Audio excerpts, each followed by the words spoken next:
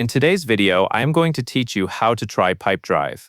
To get started, open your web browser and go to pipedrive.com. Make sure you type the address directly or use a trusted bookmark so you land on the official site. Once the page loads, look to the top right area of the screen for the button that says Try It Free and click it. This will take you into the free trial sign-up flow, which is designed to get your account ready quickly.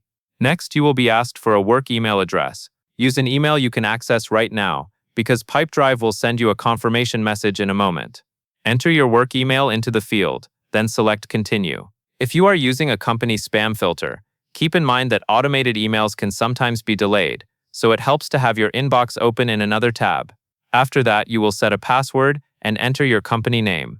Choose a strong password that you will remember and that you do not reuse on other sites. When you enter your company name, use the name you want to appear inside your Pipedrive account, since it can be used for account identification and setup details. Take an extra second to check for typos before moving on, because clean account details make later setup smoother. Once those basics are in place, Pipedrive will guide you through a few onboarding questions, such as your team size and your industry. These questions help tailor the starting configuration and suggestions you see inside the platform. Answer them as accurately as you can, but do not worry, these choices are mainly for personalization, and you can still adjust settings later. Finally, confirm your email address. Go to your inbox and find the message from Pipedrive, then open it and click the confirmation link inside. This step is important because it verifies your account and helps ensure you receive key notifications. After you confirm, return to Pipedrive, and you should be ready to start exploring your trial.